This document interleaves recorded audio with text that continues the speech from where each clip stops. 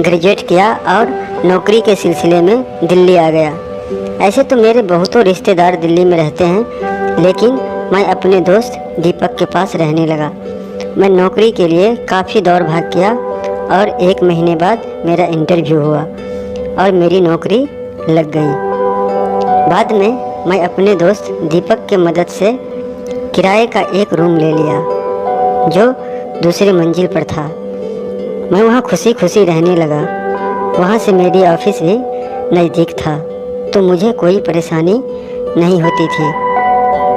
नीचे वाले फ्लोर में खुद का मकान मालिक अपने फैमिली के साथ रहता था।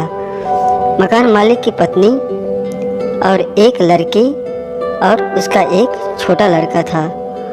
उसके लड़की का नाम आशा थी, जिसकी उम्र लगभग 23 साल होगी, और लड़का का उम्र वही कोई 14-15 साल होगा। उसका नाम दीपेश था।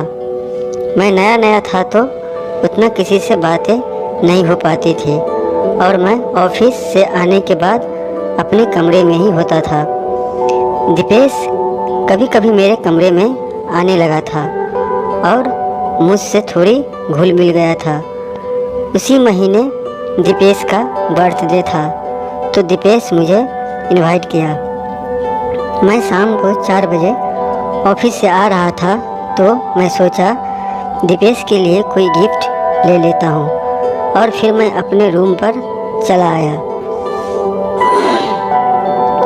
सबसे पहले मस्त नहाया धोया और फिर एक हैंडसम बनकर दीपेश के बर्थडे पार्टी में गया। मैं दीपेश को गिफ्ट दिया और उसे हैप्पी बर्थडे विश किया। थोड़े समय के लिए मुझे सब देखने लगे। फिर दीपेश का पापा रमेश अंकल से मिला और बातें होने लगी।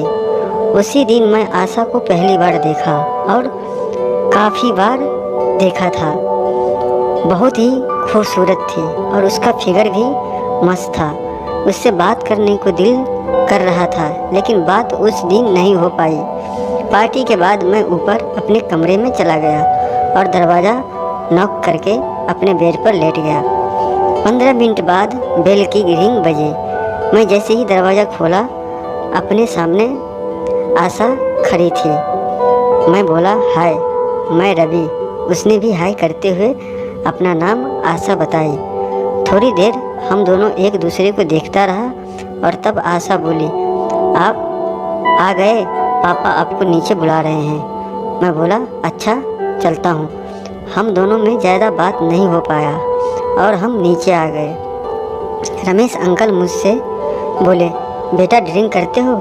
मैं बोला, अंकल थोड़ा सा। फिर हम दोनों पैक लगाने लगा और मैं आशा को बार बार तार रहा था। अब वो भी मुझे नोटिस करने लगी थी। थोड़े दिन के बाद मैं आशा के परिवार में अच्छा से घुल मिल गया। कभी कभी आंटी खाना भी मेरे लिए भिजवा देती थी। कोई भी त्यौहार होता था तो मेरा खाना पीना उधर ही होता था। मैं तो ऐसे अपना खाना ऑनलाइन ही ज़्यादातर मंगा लेता था।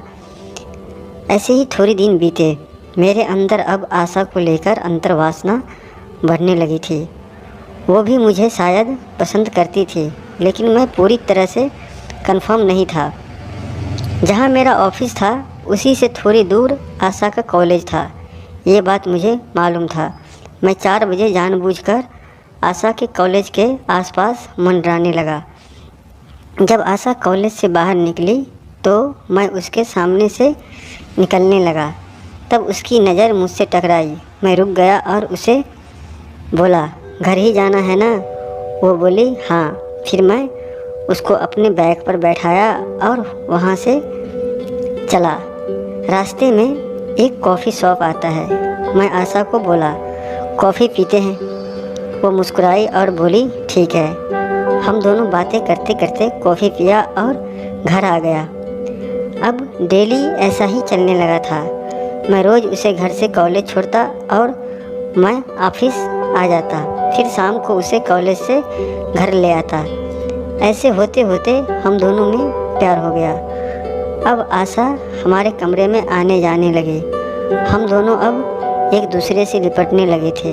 रमेश अंकल पूरे दिन अपने शॉप पे रहते थे और दीपेश स्कूल में। आंटी ये सब बातों पे इतना ध्यान नहीं देती थी। अब मैं और आशा खुलकर रोमांस करने लगा।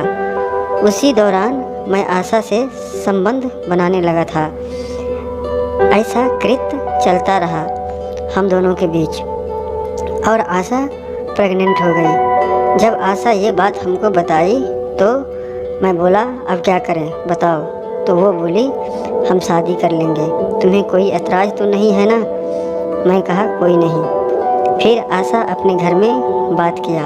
पहले तो बहुत प्रॉब्लम हुई, लेकिन बाद में सब मान गए और हमारी शादी हो गई। हम दोनों अब साथ रहते हैं और बहुत खुश हैं। दोस्तों, आप कमेंट में हमें ज़रूर बताना कि आपको ये कहानी कैसा लगा और हमारे चैनल को ज़रूर सब्सक्राइब कर